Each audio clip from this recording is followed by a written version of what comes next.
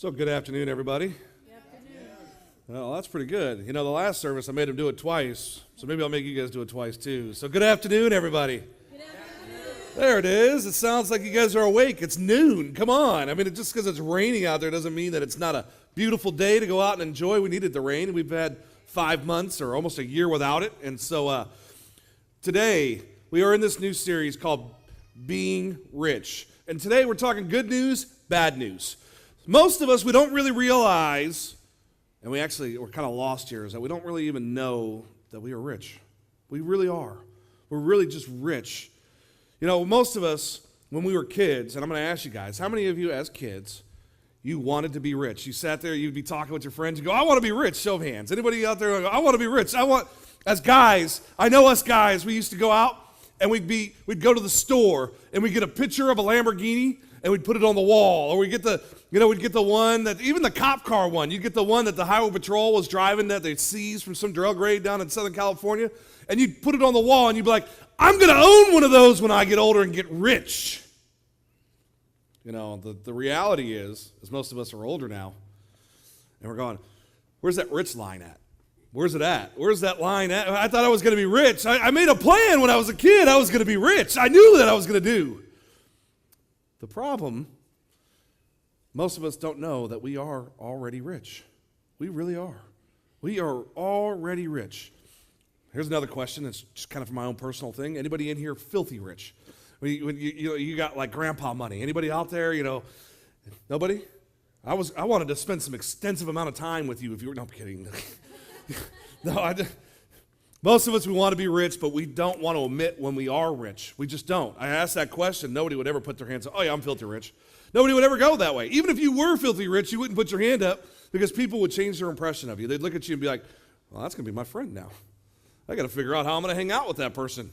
They probably buy all the drinks when we go out. They probably buy dinner every time. They do this, they do that. So we would change our impression of them. Many of us are rich. Many of us are. We don't know it. We have friends that they seem to have money all the time. We go, man, if I was rich, I'd do so much more with the money than what they're doing with it. We have friends that we look at and we compare ourselves to. Well, they have this. They're richer than I am. They have this car. They have that. The problem is no one knows where the rich line is. Nobody's ever drawn that line in the sand, and they said, that's rich. That's the line. And guys, today is a wake-up service. For those of you who are willing to cross that line, this is a wake-up service because most of us in this room are rich. You might look at the things and you might go, I got all kinds of problems and I got all kinds of stuff going on. Yes, we all have problems. But guess what? We're rich. We really are. We really have so much more than what most of the world has. The Bible tells us in 1 Timothy 6, verses 17 through 19, it says, command those who are rich in this present world not to be arrogant, nor to put their hope in wealth. Let's stop there for a second. You know anybody who's rich? Do you know anybody? Maybe you got a boss. Maybe you know somebody out there who's rich. I mean, are they arrogant? Do they put everything in that money? Well, guess what? The Bible tells you very clearly not to do this. Because why? Because the road is broad that leads to hell. And those that are arrogant, those that are looking at it and going, I got to have more money, I got to have more money, I got to have more money.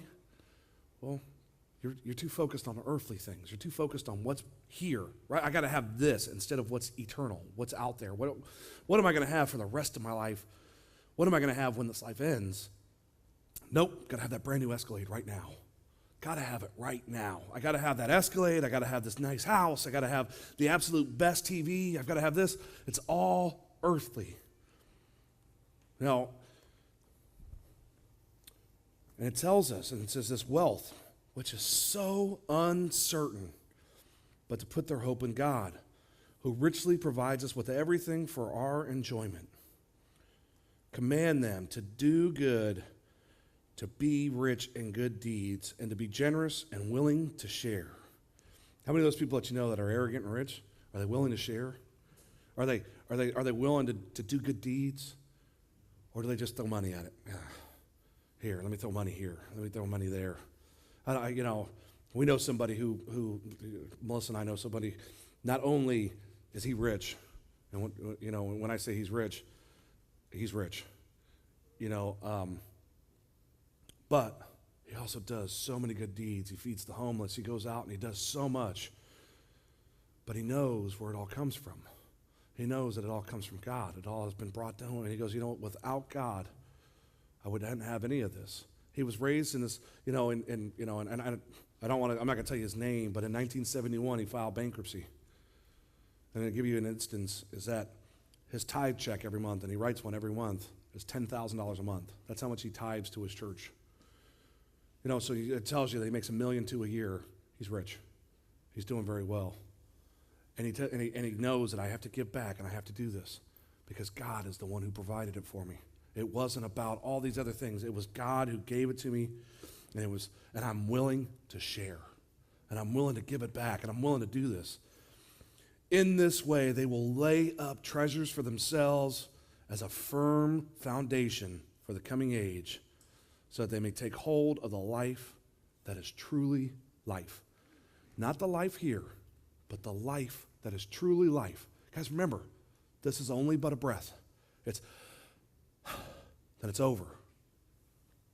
Where's the life begin at that point? When you start looking at this, the road to get to that everlasting life, to where it's not just but a breath, with the road to where it's eternal, it's hard, it's a struggle, it's a challenge. It's one of these things you look at and go, well, how are we going to make it? Because we're going to rely on God, and God's going to provide, and God's going to take care of us. Not that we're going to stand there and go, well, I got to keep this much money in the bank because I have responsibilities. I have this, I have that going on. Wait a minute. When are you depending on God? When are you going, I know, God, you're going to take care of me and you're going to provide for me? Sometimes we miss this. We forget that we need, that every blessing we get, every one of them we get, every blessing we get needs to turn into praise. Guys, there's songs about it. You'll get up here and you'll sing about it. Every blessing we get turns back into praise, right? Obviously, I'm not on the worship team for a reason. But the reason is that I can't sing. No. But you need to give back. You need to give. You need to, and it's not, and this is not just one of these messages about, oh, what are you doing with your money? It's really, are you rich, and do you recognize that you are rich right here, right now? You have so much. I played the two videos, and you guys, anytime you ever wonder who chooses the videos, it's this guy. And the reason why I played the videos is because the rug gets pulled from underneath us so often. We go, everything's going to be fine as long as I keep my job. And then all of a sudden, guess what? The job gets pulled from underneath you. Everything's going to be okay as long as I keep my unemployment. I can keep getting this amount of money every week. I'll be good. That gets pulled from underneath you. You go, oh, I got to go over here. And as long as the stock market's doing good, everything's going to be perfect. And then they pull that rug from underneath you too. And all of a sudden, you're looking around and you go, there's no rugs left. What do I have to stand on? You go, I stand right in the middle and I place my foundation with God. I place the foundation and I go, you know what? God, you've given me so much, and I need to start being thankful for that. I have this ability. In the video, this guy is obviously successful because he gets Starbucks every day. He's got all kinds of running water. He's got all this other stuff. He's got friends. He's got a good job. He's got a MacBook. Automatically, it tells you he's got some money. When you start looking at this, what are you thankful for? Are you thankful for those possessions? Or are you thankful for the little things? You can move. You can talk. Guys, there's people right now in this room that would love that. Love it. They'd be willing to do so much different now. What are we doing? And what are we really thankful for? And what are we really going, I'm rich in this? There's a gallup poll. And they went out and they surveyed a whole bunch of people, and every group they talked to. So they took these people and they broke them into 3 different categories. And we're only going to talk about the first 2. They asked the first group and they go, hey, you make $30,000 a year. What would it take for you to be rich? This is the number. You make $30,000 a year. What would it take for you to be rich? And the average number comes out, $74,000. $74,000. They go, if I made $74,000, all my problems would go away. I would have a nice car, I would have a nice house, everything would be perfect. That's what they said. The realities are, if you make $74,000 a year, you are in the top 0.5%. 0.5% of the world's income earners. 0.5%. If you make $74,000 a year, you make more than billions of people out there. Are you not rich? Are you not rich? Because I think that you're rich. We're going to talk a little more about that. At 50,000, people come out and go, hey, you make $50,000 a year. What would it take for you to be rich? And they go, if I made $100,000 a year, everything would be absolutely perfect. I wouldn't worry about anything. I would be rich, and I would be able to go out and do all the things that I ever wanted to do. $100,000 a year. It's like literally double every time. It's almost, well, I want to double it. What I make now, I need to double that, and I'll be rich. You know, I need to make double this. If I had double the income I have right now, top income earners, this is the way it works. $5 million in assets. $5 million in assets is what the world considers rich. You ask somebody who has $2 million in the bank, hey, are you rich? Nope, I'm broke. $2 million in the bank, I'm broke. I got to get to that $5 million point. Rich is a moving target.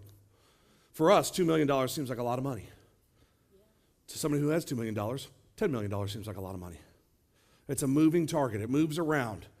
It's 24,000. Nope, it's 40,000. It's 5,000. It's 50,000. It's 500,000. Right now, you may be making more money than you've ever made before. You just don't realize it.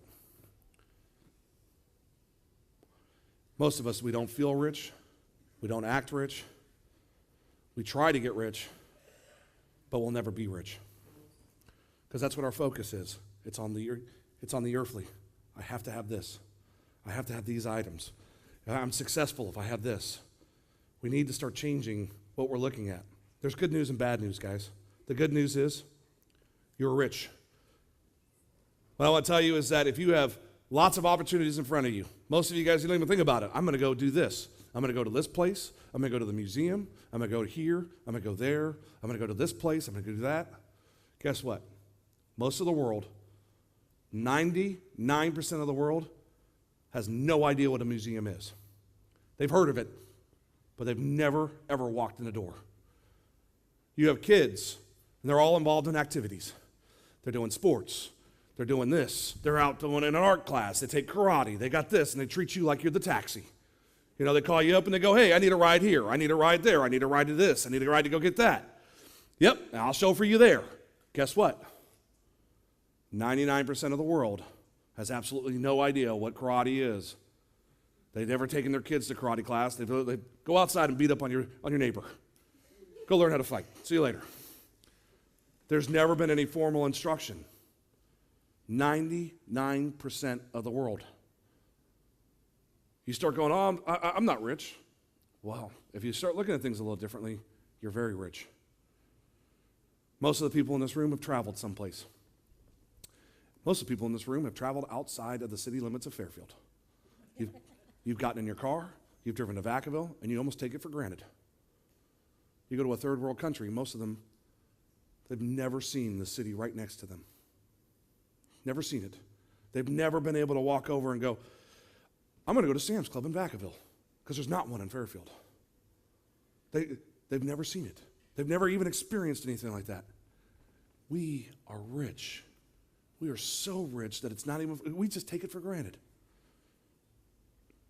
Moreover, when God gives someone wealth and possessions and the ability to enjoy them, this is a gift from God.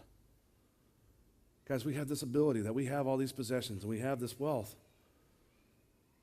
It is a gift from God that he's giving you this, and he said, here, I want you to go out and enjoy this. You know, nobody ever said, hey, I'm going to become a Christian. Now life has to suck and be boring. There's no rules to that. They didn't come out and say, oh, here you go, you Christian, go sit in a room and play with yourself. Don't take that. Get your minds out of the gutter.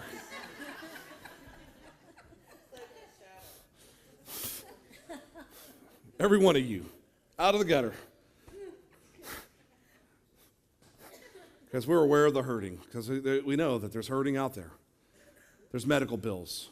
There's the unemployed. There's single parents. We know that that's out there, but most of us in this room, we're doing okay. I will tell you right now, if you go to your house and there's cable TV, you're doing okay. If you go to your house and once a week you eat pizza, you're doing okay. You know, if you have Twitter and Facebook on your mobile device, you're really doing okay. Where are your priorities at? Where are you looking at and going, this is the important thing? Because really, guys, I will tell you is that when you're really not doing okay, there's no cable, there's no water, there's no TV, there's no nothing at the house, and you're going, where can I get 20 cents to go get me a top ramen? What am I going to do to get it? That's when things are struggling. And I only know of one person in this room, or two people in this room that have been through that. Guys, you have to start changing the focus, and you have to start looking at it and go, I am so rich because I have so much already. Rich people. 3% of the world own a car. 3% of the world own a car. Some of us have 2 cars. You know, you look at this and you go, wow, not only do I have a car, I have another car, and both of them are full of junk. I live out of those 2 things, as well as a home that I have. You start looking at it and go, wow, not only do you have a car, but you drive it to restaurants, and you argue with people that are sitting in the passenger seat going, no, you choose. No, you choose. That's a rich person conversation. That really is a rich person conversation in case you didn't know that. What restaurant are we going to? I don't know. You pick. No, you pick. Rich people do that, not people that are broke. People that are broke going, I want chicken flavored top ramen. Nope, I want beef. Those are broke conversations. We eat more than what we need. Guys, at our house, we have this nifty little freezer out in the garage. You go out to the garage, and it's full of food. What do? Hey, there's nothing in the refrigerator. We got to go shopping at the store. We go to the store. We load up the grocery cart. We get home. We go, where are we going to put all this food at? The freezer's full. We throw away food. This is a rich person's problem. They literally go into their, oh, that won't fit. That's pretty close to date. Throw that away. Anybody really going to eat these? Nope, throw that away. That's rich people problems. That's what we do. There's not enough food in the refrigerator. Well, we should buy a bigger fridge. Guys, think about it. Think about the conversations. You walk into your closet. It's packed full of clothing. You've even had to walk over clothing to get to your closet. You're like, oh, man, somebody should do some laundry around here. You get to the closet, and you look at the closet, and you go, there's nothing to wear. But it's full. That is me, by the way. I have more clothing than my wife does. You know, so I get to the closet, and I go, honey, there's nothing to wear. Well, what about that? Oh, it doesn't fit me anymore. She goes, what? I go, yeah, that doesn't fit me anymore. Plus, it's the wrong color. Yeah, that's not going to match well. Yeah, obviously, I'm the female in the relationship. No, I'm kidding. No one said in our house, honey, we're rich. Nobody ever said that. And even if they did, it wouldn't remove any anxiety. It would never take anything away. There would be no relief. We would still look and go, I got to do this, I got to do that, I got to take care of this. We don't feel rich because we're too worried about what everybody else has. We don't feel rich. We're too busy looking over here going, I got to get that, I got to get that. They have this, they have that. Oh, man, that is a pretty blue guitar. I got to get one of those. I got to get this or I got to get that. We look at things and we go, I want that, rather than going, God has provided me with this. We need to start changing what we're doing. In my notes, it tells me to throw $2. It says throw $2 out, but the problem is, if I threw $2, you guys would kill each other for the $2. So I'll just tell you, woo, poof, I threw $2. Close to 3 billion people, 3 billion people live on less than $2 a day. 3 billion people in this world, $2 a day or less. That's $60 a month. Most of you guys couldn't get through the week on $60. If your significant other, you were doing budget planning, which I hope you are, they go, okay, your weekly allowance is $60. You go, I'm leaving. Can't live on that. Are you kidding me? That doesn't even put gas in the gas tank. That's what you would do. You would go, how am I supposed to get my fast food with that? Got to get my Taco Bell. I got to get my McDonald's. I got to get this. He would just, that's a week. These people had to feed a family of 4. on $60 a month. Let me give you another story. Is at this church, we've made the commitment that we're going to pay for 5 teacher salaries in the Philippines. Pay for 5 of them. And you go, oh man, that's going to be a lot of money, even if it was $60. $60 per each one, that's, you start looking at that, it's $300 a month. Nope. Our total cost is $50 a month. $50 a month to pay for 5 teachers in the Philippines. That means they get $10 a month in salary. $10. Could you imagine having to live on $10? Even if it changes, back there it's going to be 4,300 pesos. But can you imagine that? Can you imagine having to live on $10 a month? That's what your salary is, and that's a good salary. You're making money. Guys, we really need to look at what we have and what we have going on. If you make $33,000 or more a year, so we just picked a number and said, hey, this is going to be a good number. Did the research on it. If you make $33,000 or more, you are top 1% of the wage earners of the world. You make more than 99% of the world. You think you're not rich? 99%. If you make $80,000 a year, you are in the top 1/10% of the world. The top 1/10. You think that you're not rich? There's 99.9% of people that are worse off than you. You are doing very well. We just don't look at it that way. We look at it completely different. We go, I want more. I want more of this. I want more of this earthly thing. The first step to recognizing that you are rich, that you have to admit it. You have to admit. And last service I made everybody repeat after me. I'm rich, And I think that you really need to recognize that. So repeat after me. I am rich. I am filthy rich. So let's get together. No, I'm kidding. I got a proposition for you. No, I'm kidding. We get uncomfortable saying that. Why? Because of the guilt. Think about this. If you have children, this is going to be one of those things that's fairly common. Mom, Dad, can I have $1? Can I have $1? Can I have 50 cents? Can I have this? Can I have that? They think that it literally, our kids really do. My mom used to tell me this all the time. You think money just grows on trees? No, but I think it comes from your wallet. There must be something that's producing it to put it in there. But that's what we do. We get in this mindset. We go and we teach our kids so young, $1 here, $1 there, $1 here, $1 there. All of a sudden, our kids are spending $25, $30 a week. They don't even understand it. They don't even see it. Guys, you're giving your children more money than what most of the world has. You give it to them. Here's some throwaway money. Go away. That's more than what most of the world has. You think you're not rich? You give your kids money in order to shut them up. That's pretty rich. Here, go away, be quiet. And if you had more money to shut them up, you would give them too. Here's a car, go wreck that, see you later. That's how we get. It's exactly what we do. God has blessed me with more than I need. I am rich.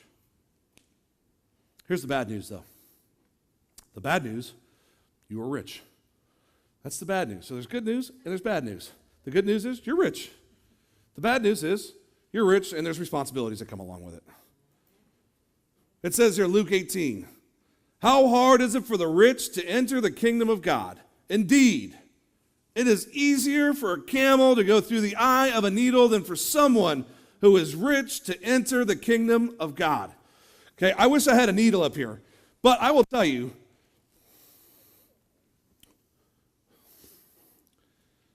so we'll use this as my needle because it looks very similar. And this is a stylus from one of my kids' toys that they don't play with anymore.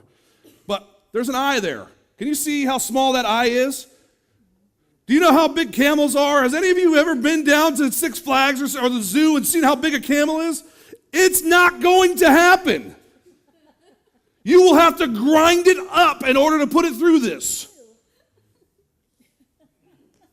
With that in mind, how easy do you think it's going to be if you make $80,000 a year for you to get into heaven because you're too worried about what this world has for you? They're going to have to grind you up to put you through one of these. It doesn't make sense that we get to this point and go, I have to have this, I have to have that, I have to have this, but I'm not going to go to heaven. Where is our mindset, and where do we think that that mindset is okay? Where do we go? I got to have that brand new 65-inch TV. That's what I have to have. But not going to help the homeless. Jesus told the rich man, give up all your possessions and follow me. That's what he told him. Give it all up. And the rich man stormed away. I hate you, Jesus. Just like what we do. We storm away from him as soon as we go, follow me. But you can't follow me with that TV and that Escalade and stuff. We travel in old sandals that we're going to make ourselves. And it's a long walk. Start following. It's very hard for us to go, well, wait a minute, I got to pack the car full of stuff. I got to have a few outfits to take with me. No, get rid of all that and follow. That's a conversation that none of us are willing to even have. If he walked in the door and said, hey, follow me right now, how many of us just go, okay, I'll drop everything, I'm going. We're called to be the light. We're called to be the city on the hill. The Bible already tells us right at the beginning, we're at a spiritual disadvantage. How hard is it for the rich to get in? We're at a spiritual disadvantage. It's there. Because most of us in this room, whether we like to admit it or not, we are rich or we've been rich. We know what it's like to make that $33,000. We know what it's like to have nothing. We know what it's like to be at the bottom sometimes, and we know what it's like to be at the top. And you look at this and you go, you are at a spiritual disadvantage. The problem with being rich is that it's harder for you to depend on God. It is so hard for you to just lean back and go, God, I know you got this. In fact, most of us, we don't even want to have that conversation. We don't want to sit there and go, God, I know you got this. I'm going to depend on you. Here's a prayer that most of you probably heard. God, give us this day our daily bread. Oh, some of you know it. Some of you may have said it. Give us this day our daily bread. Why? Because they used to wander in the desert looking for manna. We need food. And guess who provided? God did. Guess who provided? He said, here you go. For us now, you go to our house, it's all in the cabinets. It's packed full in the cabinets. You got a cupboard with all kinds of stuff. You don't even know what it's like to go shopping daily for food. You have no idea. You're so used to refrigeration and all this storage space. You go, oh, we'll go shopping once a week. Once a month. Make that Costco run. We've forgotten how to depend on God and go, God, I know that you will provide, that you will give, that you will take care of me. Nope. I got it, God. Mike can do it. And that's how it is. And that's how we roll all the time. The second thing is it distracts you from your true priorities. Being rich distracts you from your true priorities. Because when you're rich, all you want to do is maintain that and sustain that amount of money. So what are you going to do? You got to go to work, and you got to do you just got to keep pushing and pushing and pushing and stepping on people in order to climb up the corporate ladder. And you get away from the true priorities of what life is supposed to be about. God gives us 3 commandments. Everybody knows the 2 because it's love God, love others. There's a third one that's very, very important. If you're loving God and you're loving others, are you out making disciples? Because he told us, now go out to all the nations. Go out to all the ends of the world and make disciples. Are we doing that? Are you being the light? Are you being the city on the hill where people look to you and go, I want to follow and I want to, man, that life is what I want. I want to have this life where I can give and I can take care of people and I can love on people and I can do what God has asked me to do. Or do you want the life where you hide and you go, it's all about me and what I can put in my storehouse and what I can do, and then you still struggle every paycheck. You get to 3, some people go, I live from paycheck to paycheck. Other people in here go, I live from paycheck to 3 days before payday. What are you doing? Because you've lost the priorities. You've lost where you're supposed to be going. You've lost what you're supposed to be doing. If you've ever been to a third world country, Melissa and I went to Mexico 7 years ago, and we go through Mexico, and we get and we're walking along the streets, and these little kids come up, and it's like, oh my God, it is heartbreaking. It is heartbreaking. Chicle? Yes, here's money, please. You know, and you look at it, I don't even want the gum. I know it's stale. Go back over there. What else can I do? It is heartbreaking. But it makes you realize how much you have. It makes you look at it and go, man, I have so much. I have so much that I don't even have to worry about that. I don't have to put my kids and send them up to strangers and go ask for money. I have so much. How heartbreaking is that? And when you do see that, what do? What is your response to when you do see something like that? Do you turn your head? Have you lost the true priority of loving people? When you see them hurting and they're sitting on the sidelines and there's a family of 4 and it looks like they haven't bathed in months, what do? Do you go, oh, plug your nose. It's getting ready to stink. Turn your face away from them. Don't make eye contact. Don't do it. You make eye contact, we're going to have to give if you make eye contact. What do? Or do you love? You go, I don't have anything, but I really want you to have a great day, and what can I do to help you? I remember Peter's walking into the city, and he goes, money and jewels I don't have, but I do have love. Now get up and come with me. What is the true priority? What are you supposed to be doing? Are you supposed to be slaving away, or are you supposed to be loving and making disciples? What are you supposed to be doing? And the last thing is you have a greater responsibility. If you are rich, you have a great responsibility. Jesus tells us, to much is given, much is expected. He told us, he said, if I'm going to give to you, then much is expected from you. If you're given more, then more is required. That's just how it is. If you're given more, then more of you is required. You go, all of a sudden, you go from making $50,000 a year at work, and they go, hey, we made a mistake, and now you're getting $75,000. And guess what? More from you is required. In your community, in your church, everywhere. More from you is required to give, because you have been blessed with the ability to be able to do that. Instead, the first thing we do is go, I got money for a new car payment. And we go buy these brand new cars, and as soon as we drive them off the lot, they're worth nothing. And I'll give you a story is that a guy was out, and he goes, I'm going to get this Mercedes SL 500. I'm going to do whatever it takes to get a Mercedes SL 500, or whatever it was. Maybe it was, I don't know. And he saved up the cash, and he gets $40,000 in the bank, and he goes, I'm going to go pay cash for this car. And he walks into the Mercedes dealership, and they go, yeah, it's $44,000. He goes, well, I got 40. And they go, no, I don't discount these. And he said, all right, I don't want it. And he took that money, and he put it in the bank. And he let it sit there, and it just started growing. 5 years later, driving down the road, he's got a much nicer car. He looks over, and that car that he wanted 5 years ago was sitting right next to him. And he goes, hey, man, I don't mean to be rude, but what did you pay for that car? And the guy goes, I just bought it 3 weeks ago. I only paid $5,000 for it. And it was the same $40,000 vehicle from 5 years prior. You hear this. That money he put in the bank, that $40,000, instead of spending it on a car, was now worth $160,000. When you start looking at things and you start changing your perspective and you start looking, what's the responsibility and what are you supposed to be doing? Are we supposed to be buying cars? Are we supposed to be loving? Are we supposed to be buying TVs? Are we supposed to be loving? What are we doing in our community? What is it that mine? You know, if you ever seen Finding Nemo, the seagulls, mine. You'll all be walking out doing that tonight. Mine. That's where we live at. How do we change it? What do we do to do things differently? And the number one thing is we need to depend on God and not our money. We need to depend on God and not our money and not things. Things are not what make you. Give you a conversation in the last 4 weeks, and for you guys who don't know, is that my mom is on her last leg. She's not even on a leg. She can't even get up now. So she's been in a hospital bed for the last 4 weeks.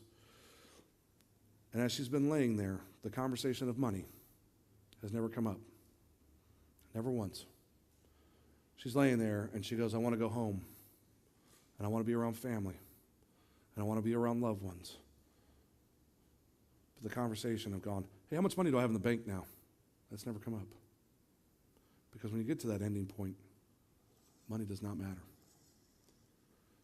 When it gets to the point where you're getting ready to go into this next world and you're getting ready to go to spend time with God, the last thing you're worried about is what type of shoes you have on and what type of TV is hanging on the walls. What you're worried about is my salvation here? Do I believe? Did I do what God asked me to do? Did I do the good works that he talked about?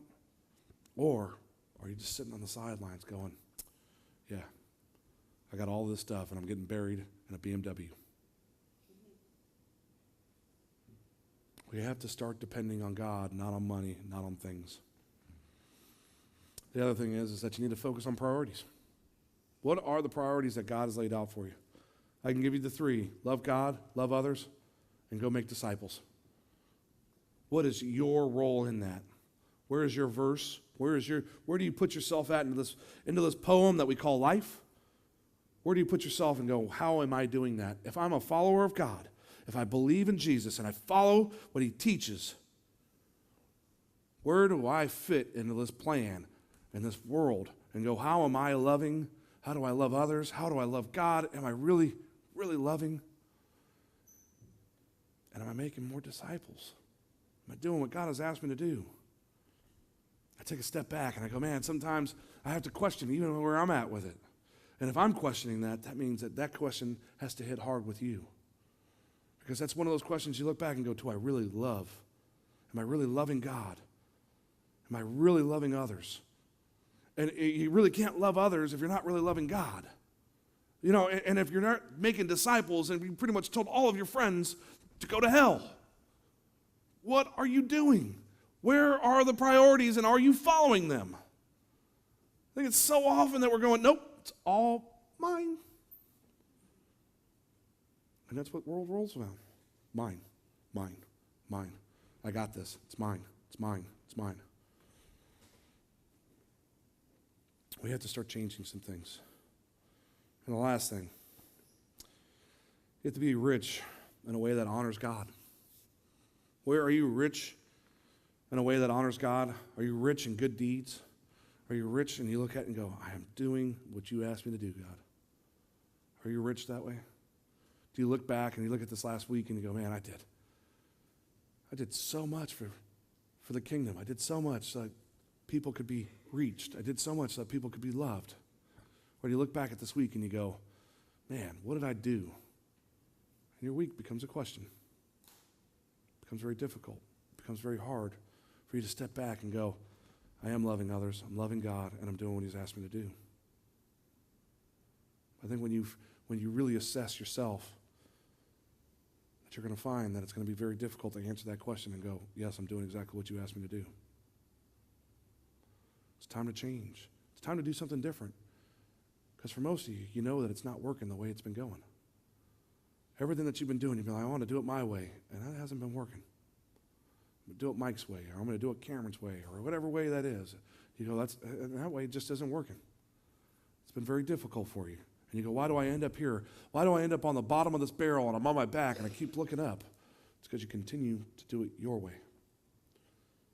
You need to change your focus and rely on God. Change the priorities and start doing what he asks you to do.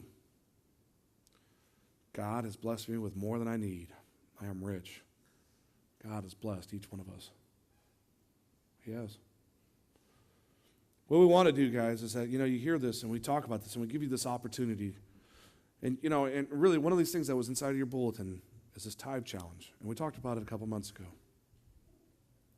And we had somebody who signed up for the tithe challenge. And on their connection card, they put, we started doing the tithe challenge. And we started giving. And we started doing exactly what God asked us to do. We were reading our Bible. We were following what he asked. And he said, we have more money in the bank now than ever. We have more money in the bank now than ever. They're probably going to tell you about it this week on video, so I'm not going to spoil that. But I will tell you is that, guys, when you start putting God to the test and you do the Malachi 3:10 principle and you go, God, I am going to test, and I am going to show you, and I want my storehouse to be overflowing. But I do know that there's other responsibilities that go along with it. I know that I need to read my word. I know that I need to spend time with you in prayer. It's just not about throwing money at something. Because if you throw money at something, the problem really never goes away. All we do is pay to make the problem worse. So if you're really going to do it and you want to take this challenge and you really have to accept the commitment and going, I'm going to read daily. I'm going to spend time with God daily. But I'm going to give. And with that, at the end of the 90 days, 3-month challenge, you come to us and you go, hey, yeah, you were full of it. And God didn't bless me. We're going to give you back all that money that you gave to us. We want you to put it to the test. We're going to give you back every bit of that. As long as you sign the form, you wait the 90 days, you are faithful, we'll give you back all of that. No questions asked. You come to us and say, hey, this is the deal. Didn't work out for me. Well, good. Here you go. But I will tell you that if you truly put your faith and you truly test God and you go, God, I know I'm going to do your plan, then he will come through. He always does. He may not come through on your timing, but he always comes through. Because I ask you, and Melissa's probably going to talk about it a little more, but I ask you is to really prayerfully consider that. Really look at it and go, what am I supposed to be doing? And maybe you don't start there. Maybe you start at a different amount. But it's on you. Do you want to follow and continue doing what you've been doing now? I just like this road. It's so good. It's paved and fire. Or do you want the other road? It's going to be hard. It's going to be narrow. It's going to be difficult. It's going to be a climb. People are going to talk about you. People are going to make fun of you. Jesus told us, everything that happened to me, it's going to happen to you and worse. I don't see anybody in here getting ready to be crucified. I don't see anybody in here where they're facing that. And he goes, if everything that happened to me, it's going to happen to you and worse. Wow. Are we really following? Are we just observing from the sidelines? We're just watching the Olympics on TV. What are we doing? It's time to change. It's time to get involved. And it's time to start doing life the way God asked us to.